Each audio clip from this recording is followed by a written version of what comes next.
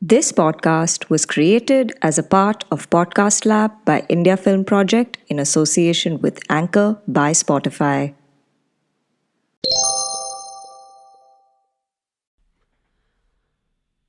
What does writing, storytelling, creativity mean to me? As a kid, I was frequently told I'm in my own world, when my eyes glazed over and I was using my imagination. For me, writing and storytelling are my way of allowing others to enter those worlds. My stories and my music are the keys that unlock the gates and take down the barriers to my mind. They allow me to express myself and say what I want to say, but, stuff that is tough for me to say in normal conversation. Writing, storytelling, and creativity are the bedrock of my life, as I truly believe you learn more about me as a person through my works. My imagination takes me to all sorts of worlds and universes, from history to mythology to fantasy to absolute nonsense. By reading and listening to my stories, my audience is able to join me on a journey into my mind. And my favorite aspect of it is that there are so many ways to tell stories. Storytelling in text, in animation and live action, films and stuff, in music, in poetry, and so much more. All of these mediums have been conduits through which I've been able to tell stories and express the thoughts and emotions I have in the most imaginative and fantastical way that suits me. Yeah, that's what writing is to me. That's what storytelling is to me. That's what creativity is to me.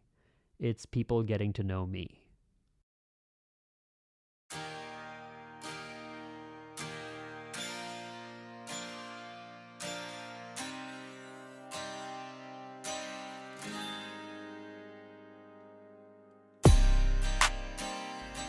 Hey everyone, welcome to the Closet Writer Chronicles.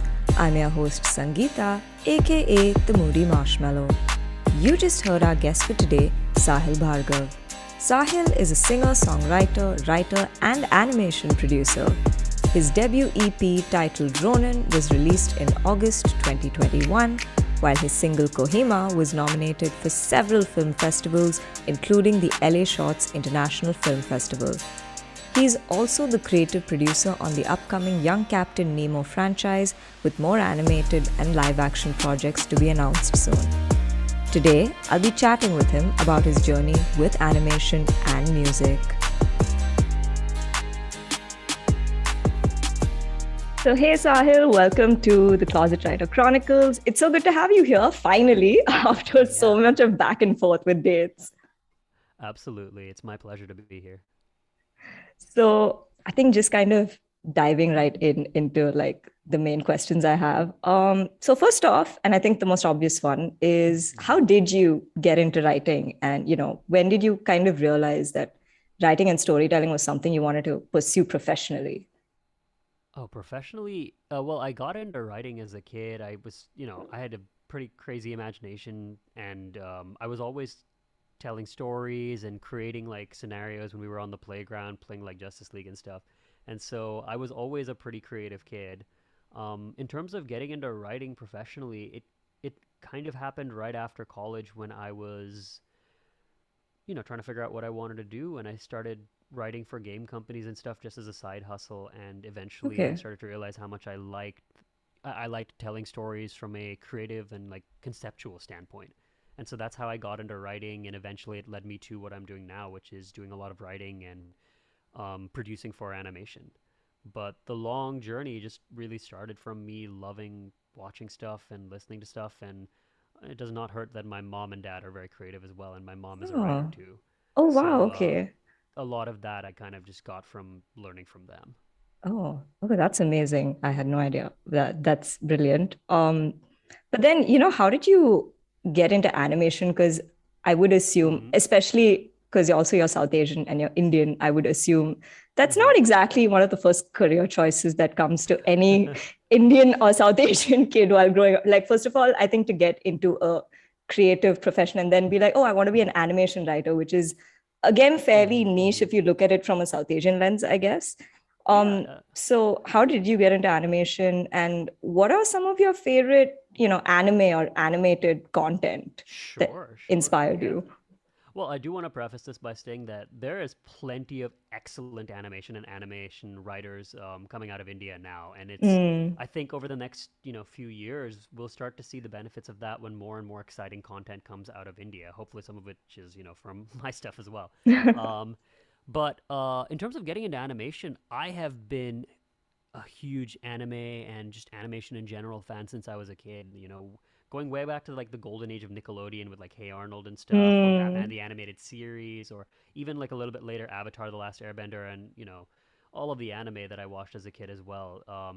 It's always been a big part of my life, and how I got into animation was when I was right out of college, around the same time that I was starting to write professionally. right. I started this company with a few other people that was primarily doing kids content for like preschool, Okay. and my main kind of pet project in amongst that group was a nursery rhyme channel, which is Oh, still on YouTube. It's called okay. Intunes. If anyone's ever interested in checking out me doing weird voices and stuff like that Okay, for wow. nursery rhymes. Um, but like that was my first foray into it, and I had no experience in animation prior to that. So it was a steep learning curve, but it was such a good way to get started because it was musical content, which is my bread and butter. And it was an easier way to transition into it. But I always kind of thought that at some point in my life, if I did pursue creative stuff, animation would be part of it, just because of how big and how much influence it's been on my life. I can probably list more in my top 10 favorite movies. I imagine at least half, if not more than half, would be animated. Yeah, And like which so, ones, if I may ask? oh my God. I mean, as a kid, there was a lot of like Lion King was a big one for me Yeah, as a kid for sure. love that. But I also really, I, I mean, I'm trying to think of ones that I watched as a kid that would have captured my imagination that not so much now. The Disney ones for sure, but there were also a couple of anime ones. Like I watched Akira when I was pretty young, actually, and that was pretty Okay. dope. A lot of the Naruto movies were really Mm-hmm. good, even though some of them weren't canon. But I really started getting into like animated movies once I got older, and you've got stuff in the West over here, like Into the Spider-Verse and Kubo, which are Mm. two that stick out to me as well. Kubo and the Two Strings; those are fantastic. But then there's also all sorts of anime movies like Tokyo Godfathers or Paprika by Satoshi Kon are really good. Okay. Anything by Makato Shinkai, like he did Your Name, which is very, very big. And then Weathering with You was actually visually very cool as well. Um, and even stuff like the Demon Slayer movie recently was visually stunning, but anything in Demon Slayer is visually stunning. They have just a really good anime style or animation style. But yeah, as far as movies go, like I have so many different animated movies that have influenced me, and then as shows as well. You asked me like what animation shows are my favorites. I mean, Yeah. it's hard not to look at Avatar: The Last Airbender, Full Yeah. Metal Alchemist, Oh my God, yes. Steins Gate is a big one for me. I love Steins Gate for their writing Okay. and just everything. I mean, the acting both in the English and the Japanese is stellar. Recently, Arcane, I was surprised because I've never played League of Legends and have no plans to, but the show is brilliant. I was shocked at how good it was. I didn't expect it, and the music is also stellar. So, I guess those are a couple of them, but I could go on and on. I mean, I have barely scratched the surface on Yeah. what anime No, I watch I on a know daily you basis. can. I know you can, which is why I kind of asked this question because I think I got into watching anime, I think when I was like 11 or 12. And Oh I shit, yeah, yeah. think yeah, I think there was Animax that came out at that time in India. And I Yo, just Animax was amazing. I watched yeah, everything from I think they had same. Cardcaptors on there, and I used Yes. to Oh watch my God. Cardcaptors on there. Yes. I never understood that show. I never because the thing about Animax is it was daily episodes, Yeah. and I would miss so many of them.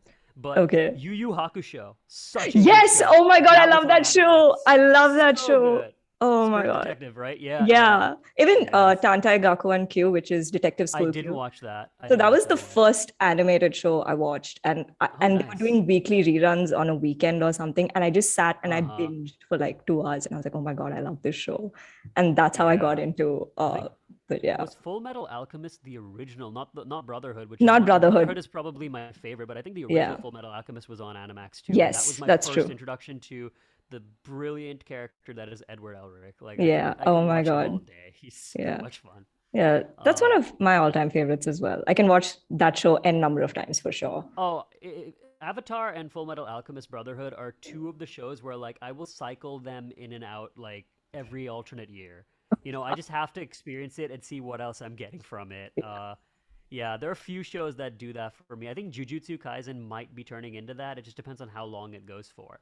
But every now and then, I need to go back to 10-year-old Sahil watching just like action shonen anime or like something like that. Like, Teen Titans is Yeah. another one. I don't know if you Yeah. watched Oh, that. yes, I did. 2003 Teen Titans. Yeah. That show was brilliant. Um, Yeah. But no, it's amazing. I mean, the fact that you kind of now get to do something you grew up loving, right? And kind of turning it Absolutely. into a profession. Yeah. I think that's incredible because honestly, how many people get to, say that, I'm doing what I grew up loved, experiencing in a way. It's amazing, and it really does change my perspective on both what I like to do for work and what I like to do for fun. Mm, It has an impact on both facets of my life because effectively I've combined both facets of my life. exactly. Yeah. My work is my fun, but it Mm, still is work, and there's still a lot of the difficulties that come with work. And I mean, anyone who's like looked at behind the scenes stuff on animation would probably mm, see the amount of time and steps and the amount of people that you really need to get something true. looking really getting something looking good, let alone like into the Spider-Verse level, like Mm, legendary.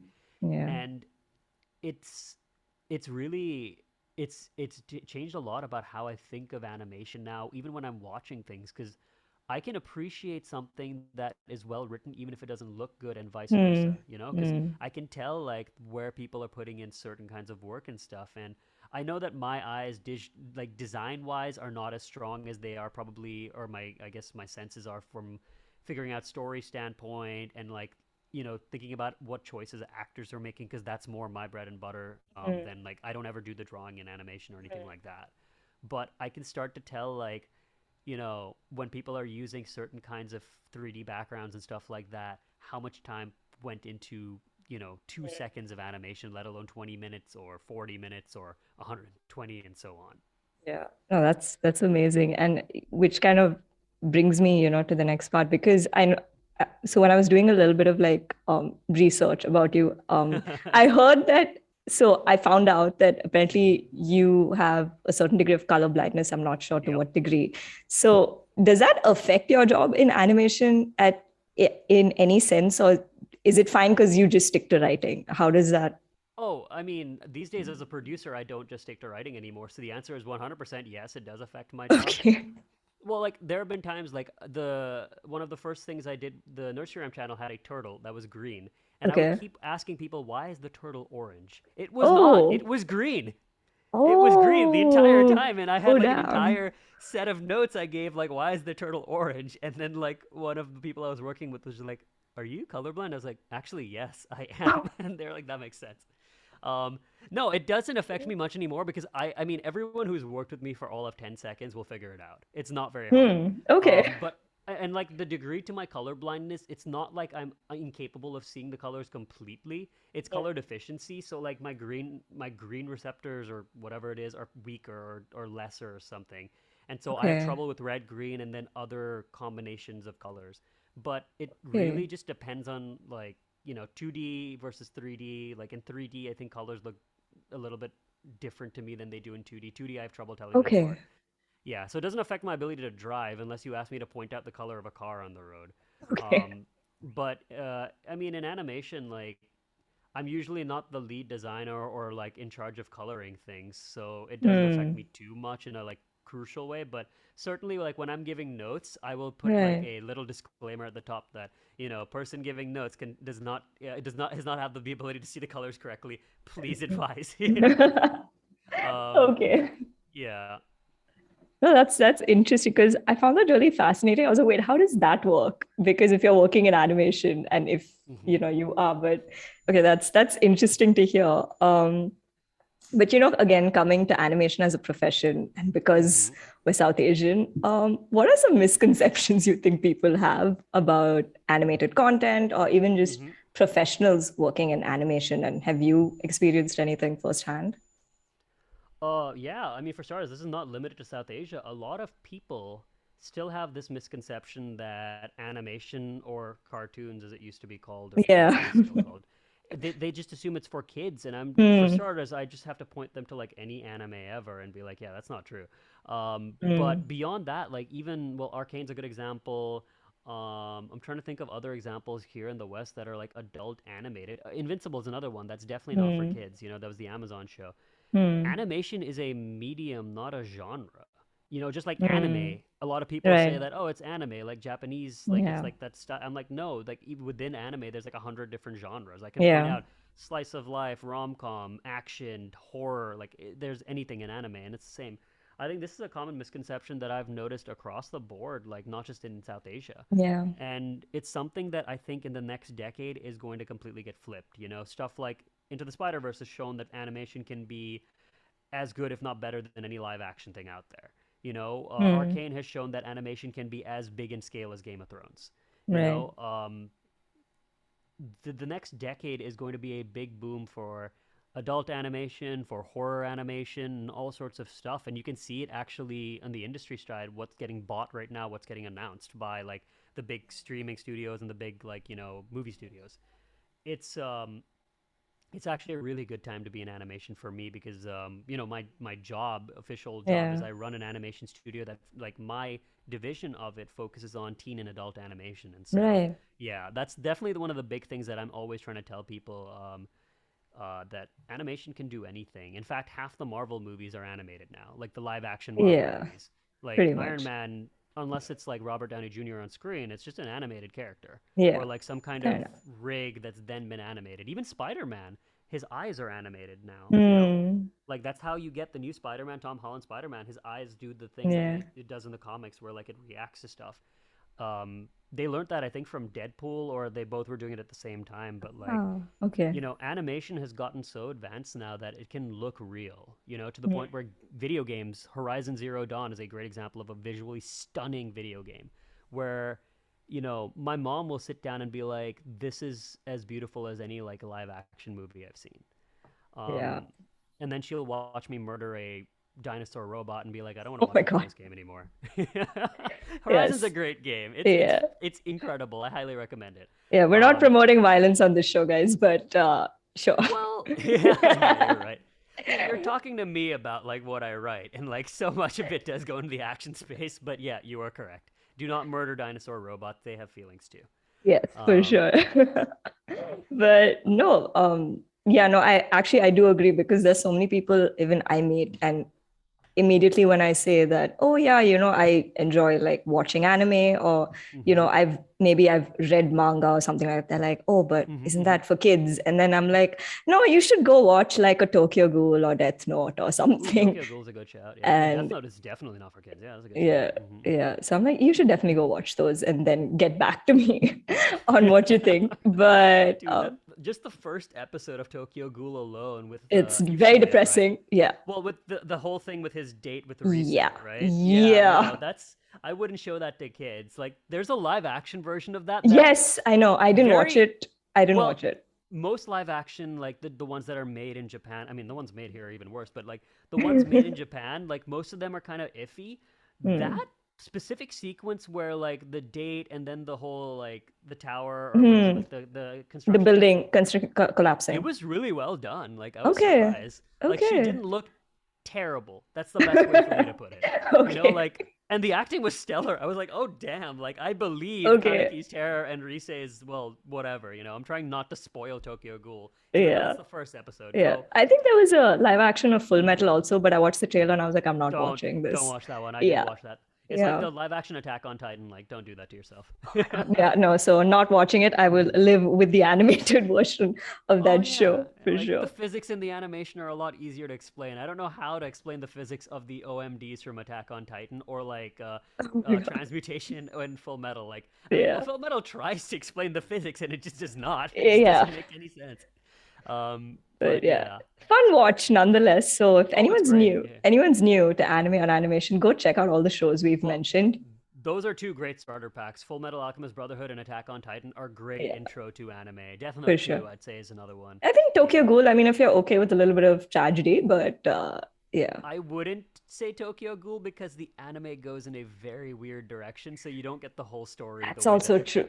the manga does. Like Yeah. it's just not great. Yeah.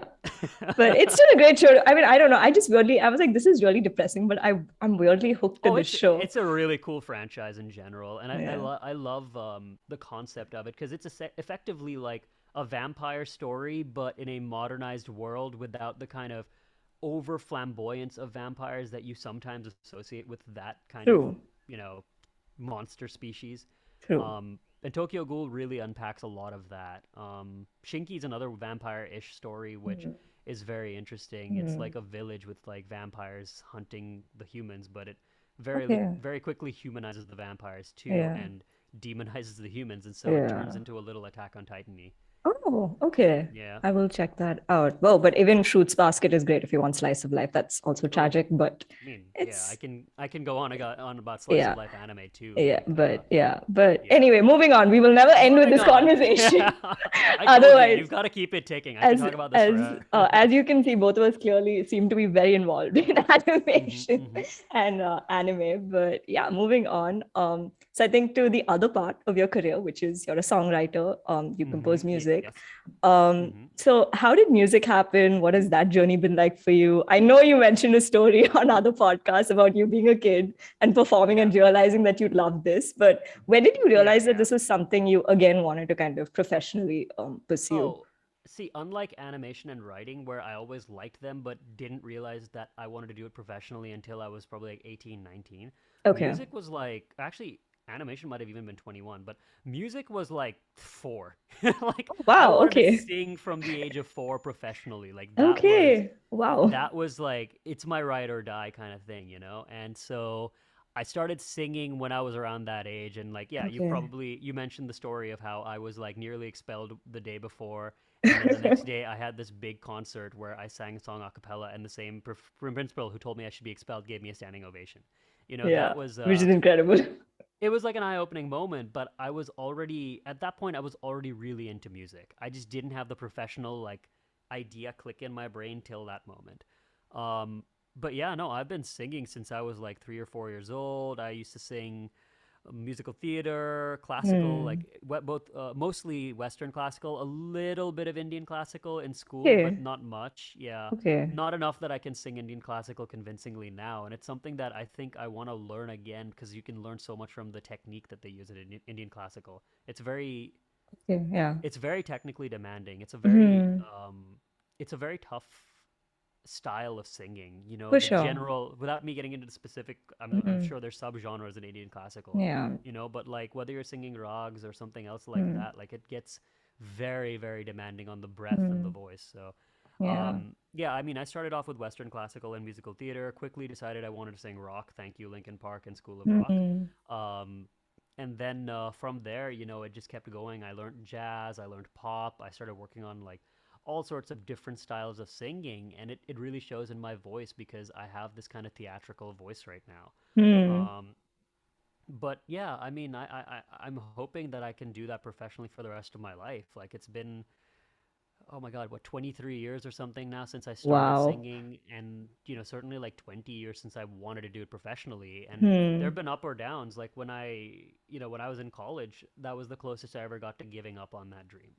Um, Okay. yeah, and then I've had some like touch and go moments. Like right before the pandemic started, I recorded my original song Ronin. It's the only one I recorded before the pandemic. I think that and like Plug In Baby, and then a song Umbra, which is coming out on December 3rd. You get the scoop, Okay. I guess, now because I'm not supposed to say that, but it doesn't matter. You don't have to edit that out.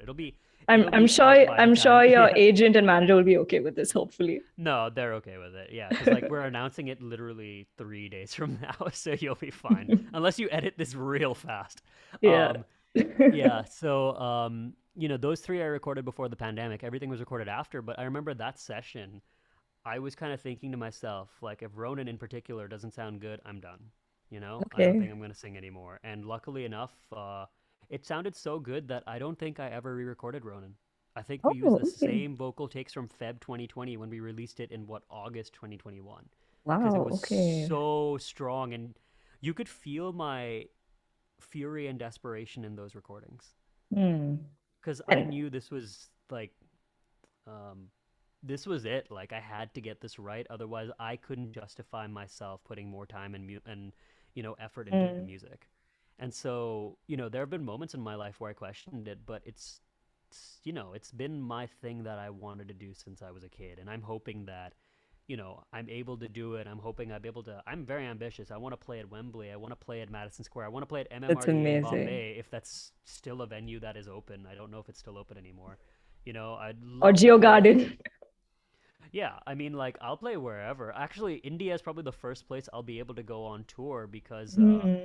um, we recently did a bunch of live recordings in Bombay at Hmm. a studio over there. And so, like, I feel very comfortable being able to play shows over there and hopefully put together a band because, um, I mean, I want to go to, like, Northeast India and play Kohima there Yeah. Oh because my I feel God. like Yeah. they would love that. I'd love to play in Shillong. I'd love to play I mean, I don't know Yeah. if I can play in Kohima itself, but, like, I'd love to play shows over there too. Yeah. Um, but I'm very ambitious about my music, and I'm lucky enough that, as a nice little segue for you, my music and my animation and also my writing and acting stuff are all blending together in my style of songwriting and my style of composition. Yeah. It's allowing me to showcase all my skill sets with the fact that my music is so story driven and so cinematic. Yeah. And I think the term you used for your music, I think just before we start recording, was cinematic rock, I believe. Yeah, that's what I'm calling it right now until one or two. I don't think the cinematic aspect of my music will ever slip because that's just so up my alley. Hmm. I don't know for sure if I'll continue doing rock long term because I want to explore different styles of music. Not that I have any problems with Definitely. rock. Rock was where I got started. But cinematic rock is the best way I describe it to people when they ask me what's your music like because it's not alternative the more I think about it. It's not Right. I'm not trying to do progressive rock because that's I think a little too technical and I mean I can do progressive rock but it gets a little bit too into the you have to showcase Right. how good you can do stuff with instruments. I mean I want it to be something that is relatable to everyone, even people who don't listen to. I mean, they should, but they don't listen to Rush or Karnivool or stuff like that. Hmm. I want my music to be something that's anyone can listen to and anyone can relate to, and so cinematic rock sounds like a really cool idea. Like it sounds like a genre that should exist, but probably doesn't. And I googled it, not too Okay. many. Yeah, there aren't too many. Oh, So I would okay. be a pioneer if I get Yeah, big, for but sure. You fingers already crossed on are. that. You already are. I mean, you heard it here first, cinematic rockers. Uh, Mm-hmm. I'll take it. but yeah, no, and I did listen to the EP, and I think one of the first things that definitely came to me is your songs are very well written because I think for me, like Thank as you. a listener, I think for me the first thing is always lyrics before melody. Mm-hmm. Mm-hmm. And I loved the songwriting that was on the EP. So kudos to you on that. Yeah, I And really yeah, appreciate that. I think you will find your space for sure Mm-hmm. because all the songs on the EP are still like they're very different and they've got their own messaging, which I think is amazing. Mm-hmm. Mm-hmm. Um, but how did the idea for Ronin come, the EP as a The whole? EP. Yeah, and like what is the story behind Ronin? How did it come to you, or like Mm-hmm. you decide like okay, maybe I should make something like this. Mm-hmm. And Mm-hmm. how was the whole experience of kind of creating it, releasing it, and especially because it happened during a pandemic, so to speak. So Right. yeah. Well, I guess like the best way to say it is that Ronan, the EP, has one kind of unifying theme, and it's this idea of losing a crucial part of yourself, whether that's your Mhm. identity or your entity. Like in the song Wind, for example, the man knows he's going to die. Like the Okay. character, the protagonist of the song, he's been Hmm. infected by this virus that's going to take over his mind and leave him a Right. passenger in his own body. It's essentially, it's inspired by Last of Us, so it's like a zombie virus. Okay. Um, and he's slowly losing not just the fact that he's dying, but he is actually going to be kind of like sleep paralysis in his own body while the Hmm. infection takes over and turns him into one of those creatures. Right. And, Mama is about losing your own sense of identity, through oppression and through conformity. Ronin is about losing your identity in terms of like something you've built up and been your whole life and having a crisis of confidence and deciding you don't want to be that anymore. So what are you Hmm. now? In fact, I'm pretty sure there's a line in the song, "What am I now?" Yeah. Um, and then Kohima is about losing your life to a cause that you don't fully understand and just, desperately trying to cling and, go back to the way things were. But not making it out of that. You know, it's about the Mm. struggles of war, and it's, you know, it's a very anti-war song. And I say this is my tagline on Kohima: anti-war, pro-human. You know, like all of Yeah. the songs have this unifying idea of what it would be like to lose something of yourself. Because I think, certainly for me, but I would hope a lot of other. Well, actually, I hope not. But I would assume, expect. I'm trying to think of the right verb to use here. I would understand if a lot of people were feeling the same kind of feeling of like during the pandemic they feel like they're losing elements of themselves because they cannot Right. interact with people because they are losing crucial aspects of their life. And Mm. you know, I, when I write these songs, I actually start lyrics first on almost all of them. I think the Okay. only one where like the melody came before the lyrics was Wind, but even Okay. then like the concept came before the melody. Okay. um, I always start with lyrics because lyrics allow me to paint the entire picture from the ground up. You know, Hmm. with lyrics from a music standpoint, lyrics are syllables, and syllables give you rhythm and melody. And Right. from rhythm and melody, you get harmony, you get bass notes, which give you harmony, and so on. Like it allows Hmm. you to kind of, it allows you to paint the tapestry from the stencil, so to speak. I don't know Right. if I'm using that analogy correctly because I don't do that. Hopefully, um, but you know, the ideas and stuff like that allowed me to kind of tap into my acting brain as well. Because to do Ronin, the EP, I had to really feel a lot of empathy for the characters I was writing. You know, Right. I've never been a samurai in 1300s Japan. I have not been Hmm. to war. I have not been infected by a zombie virus. You Hmm. know, and I certainly am not, you know, a woman growing up in a oppressed and hostile civilization that is forcing me to conform for fear of death, you know? Like all Right. of those characters are characters that I had to build using a lot of empathy and a lot of understanding and relating to them. And that's why I hope that when my audiences listen to my songs and even just read my lyrics, which, you know, I posted them separately on Instagram because I wanted people who just wanted to read the lyrics to get that experience. I hope when Right. people read and listen to them, they are able to connect with it in their own unique way, you know? So many Yeah. people have sent me alternative, like, interpretations of Wind, of Mama, of Ronin, and I Okay. love that. You know, I think that's amazing. I'm not extremely precious about my interpretations as long as like someone's interpretation is not, you know, racist or sexist or something. Like Yeah. that's when I'd be like, nah, dude, you're just wrong.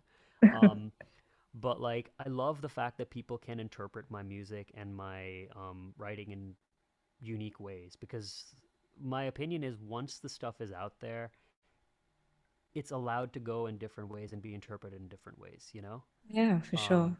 in the conception, I try not to get too many interpretations because then it just leads to a jumble. But Hmm. once I release something, I want as many people to have ideas and thoughts on it as they can, you know? Yeah. Yeah, and I think that's one of the points of art, right? You kind of put it out to see like what other people think of what it is you've Yeah, yeah. created. Otherwise, And why put it out? Like, you want to get other people's perspectives on it. yeah, for sure. I And mean, I it's guess you always could also great. just want to make money. That's another reason to put it out. It just occurred to me. Oh, it's a Um, commercial business now, yeah. for sure. Hmm. But yeah, then that kind of, I mean, I don't know if this is something we can pivot to, but Hmm. because I know Kohima was nominated for the LA Shots, right? So then, Yeah, yeah. Hmm. when you get, that kind of recognition and accolade so early on, does that Hmm. kind of then influence what you're going to write or compose next? That, oh, because this did so well and this got Uh, this kind of recognition, does that somewhere affect what you're doing for future music? Well, it certainly affects my agent, who's just like, "Hey, write more Kohimas," and I'm like, "Yeah, I'm trying, man." Um, I think to a certain extent, it does, where it emboldens me on in a lot of things. Like it emboldens me to continue doing more animated videos. Like I do have a couple of Hmm. live action videos that'll be coming out over the course of 2022. Okay. Um, just because I think I want to try different kinds of videos, but I also feel very comfortable and happy to do more animation videos because of the reaction I had, not just to Kohima, but to Ronin and Mama as well. You know, Hmm. and so I think certainly from a songwriting standpoint, the fact that the songs are resonating well with people emboldens me a lot to try more interesting things because, like you mentioned, the songs do have their own kind of unique space and vibe. Even though there, Yeah. I think, is not just from a theme standpoint, but also from a songwriting standpoint, there are commonalities between all the songs. In fact, one or two of them share a bass line, which happened by accident. Now that I think about it, um, but beyond that, I think that the fact that my songs are able to be received so well despite being so different means that people want to hear more different kinds of stories. You know, I've Right. got a song coming out that is very much like a horror video game inspired song, like straight Okay. up Lovecraftian. I've got a song coming out that's set in space. I've got another song coming out that's from the perspective of an animal. You know, like Yeah. all of these Interesting. songs are like very distinct and very different from each other from the conception standpoint. And given how I write my songs, that usually affects the entire ambiance and sound of the song. Hmm. But it still is my voice singing it, and it still has a lot of elements. Like I'm working with Keshav on some of my new songs as well, and he was the guy who did the production on three of the four songs. And I think technically he did the mixing and mastering on all four of the songs from Okay. Ronin EP, and he also did work on Overture, which was the intro track on Ronin. Right. Um, and he's working with me on some of the new songs as well. So you'll hear a lot of similarities, but each song sounds like it's a different world, and I really love that. Hmm. I love the fact that I don't feel like I'm trapped in the same song. You know, I'm not Right. writing about the same thing every single time. You Right. know, I had someone joke with me on another podcast I did that, yeah, you don't write any love songs, man. What's up with that? And I was just like, I mean, once I think of a good love story, I'll write the song. But right now, like, my interests are not even Another remotely there. tragedy to write Yeah. about.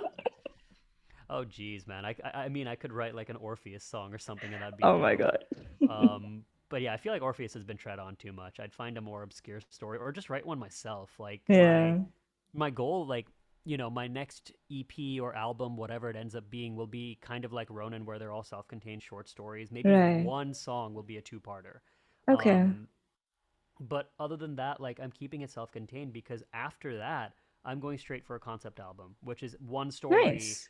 however many songs, whether it's like 4 songs or 8 songs or 12 songs or whatever, you know? Okay. And that allows me to flex my composing muscles as well because the music will have to like have little things here and there that call back to previous things or foreshadow like upcoming things in the album itself. And at the same time, as a singer, it allows me to show more variety in my voice because I'll be Yeah. singing different perspectives or different storylines and stuff. So I cannot wait for 2022, like, and all the stuff I'm going to be working on and putting out because it gets me even more ambitious. Yeah, no, it's definitely sounds like an exciting time that's coming up for you, and Mm-hmm. I can't wait to hear all your future music for sure. Really looking forward to it. But yeah, I think sort of, because you spoke with the EP with Ronan, one of the things you mentioned was identity and like, Mm-hmm. losing parts of yourself and elements of yourself. Mm-hmm. So kind of shifting gears a little bit, Sure. I know you've kind of shifted around a lot while growing up, right? Mm-hmm. Yep. Yep. Because I believe you were in the States, then in the UK, then Mm-hmm. India, then again you moved back. So Mm-hmm. Mm-hmm. and I always love asking this question to people who move around a lot, who are kind of like urban nomads in a way. But have you ever had, I guess, this feeling of, I don't know, being a third culture kid, or I guess, quote unquote, Oh yeah. fitting into a place? And, what is your journey and experience been like with that?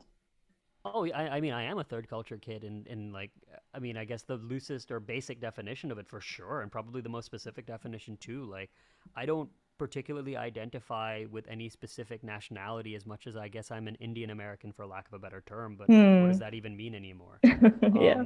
Like I grew up all over the place, and then I went to schools. Like I went to an international school for middle school and high school, Hmm. where it was so transient. You know, people were there for like 6 months and then they'd leave, or a year and then they'd leave, and so Right. I've gotten very used to the idea of change and I've become very adaptable. I might be moving soon, from where I'm living right now, and I'm Okay. starting to figure out the next step, and it just feels so normal for me. I'm Hmm. very used to that, and I think there are pros and cons to that because the pros are that I have a very open view and I've like a very like global mindset about how I think and live. But the cons are like I don't really know what I call home in the world. I don't have Interesting. like childhood friends in like one location or stuff. Like Hmm. whenever I talk to people who are like, "Oh yeah, we went to elementary school together and then we went to high school together and stuff," and I'm just like, "Yeah, dude, I don't even think I had a single person in common in any of those situations. Like my middle school was different from my high school in some regards, but there were some similarities. But for the most part, like my life, it's been shifting around a lot, and so I'm always a little jealous of people who've been friends for like 23 years or something like that. I'm like, damn, dude, that's amazing. Yes, long. But on the flip side, like I have a lot of friends who I'll be friends with for 2 years, and then like life will happen, and we'll like go to different countries and stuff, and then we'll reconnect, and it'll be just great, you Yeah, it's know? amazing. Yeah. So, I guess there are pros and cons to everything, and I certainly think the way the world should be evolving. I don't know if it'll actually go that way given the way things are. Um, Yeah. the globalization of the world is a really good thing because people can go and explore different cultures and figure out, things about other places in the world that they like and things about other places in the world that they want to aspire to be like. So I think that's a good thing. I want to go live in all sorts of places, you know? Yeah, for Um, sure.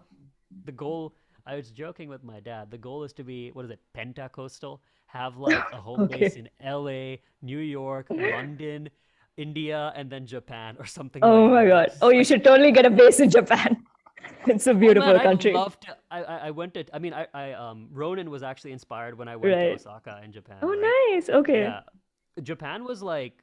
I went on that trip in like April 2019, and I'm still thinking about going back. It's just Oh, there's wow. so much more that I want to go That's and do there. amazing.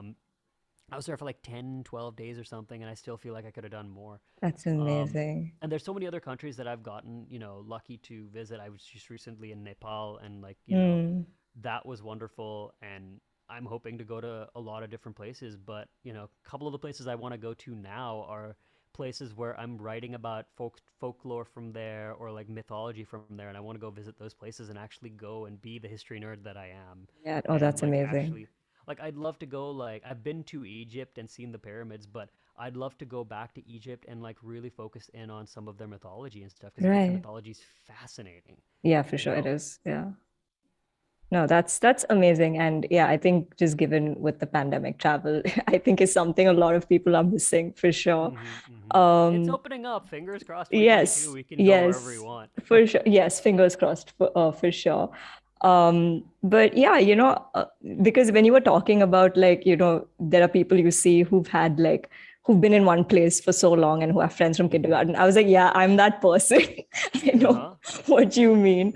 But yeah, which is why I love having this conversation with people who I know who move around a lot because I think the hmm perspectives are so different and it's always interesting to kind of exchange and see, where each person's coming from.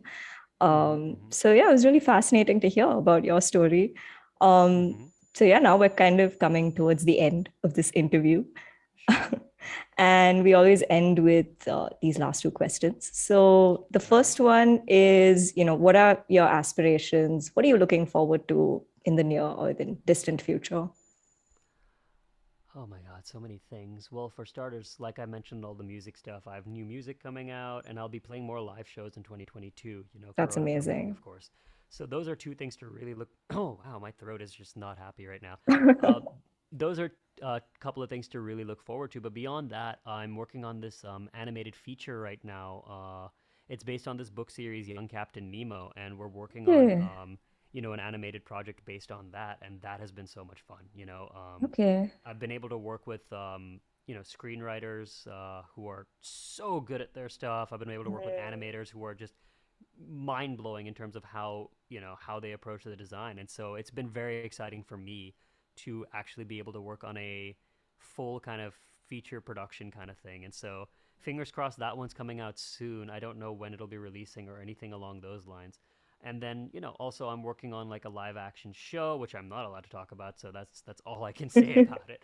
But like, between my job as like whether it's an animation producer or a live action producer or something, um, or my music job, which is a completely different side of my brain, I'm very Mm. excited for 2022, 2023 and beyond because I mean, I'm hoping that the years get even more exciting. I think that Corona has stolen so much time from all of us, and Yeah. I'm trying to do my best to take advantage of the fact that things are opening up and things are getting a little bit more, uh, I guess, free.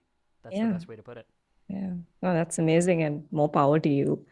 All right. Um, Final question. All right. What is a piece of advice you'd like to share, or even just a learning? It could be personal, professional, creative, anything, something you've learned and you wish people were more aware of.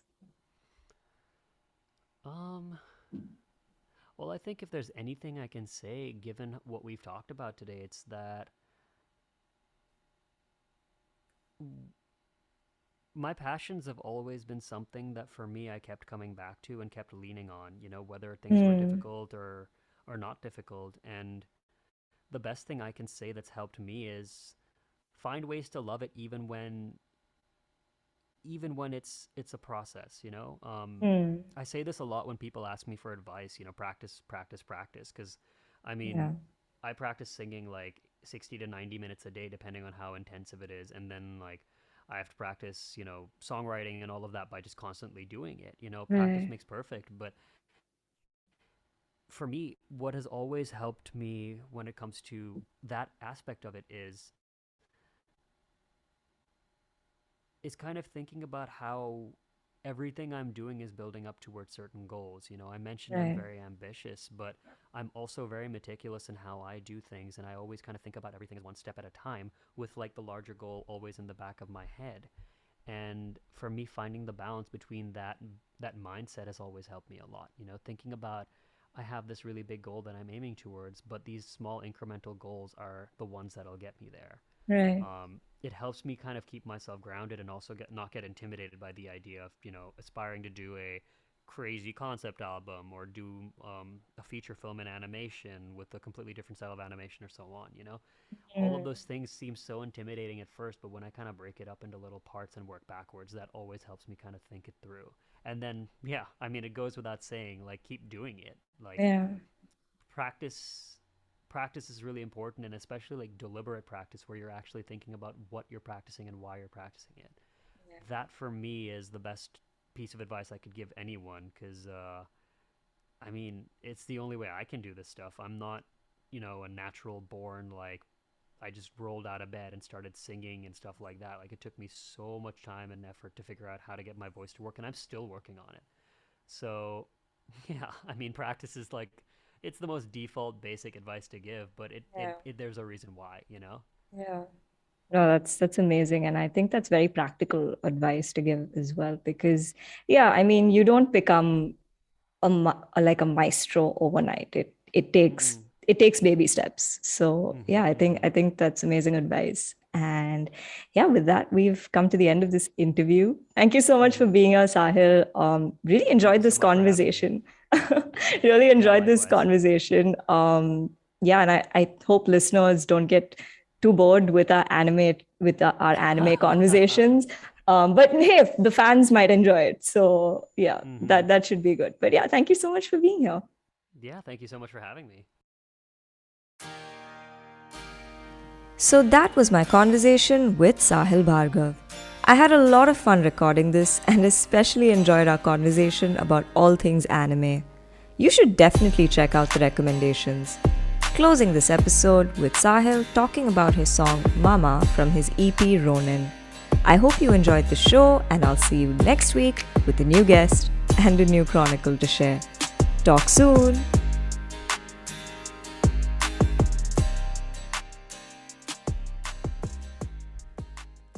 So these are the lyrics to my song Mama, which was on my EP that came out last August. The EP is titled Ronin.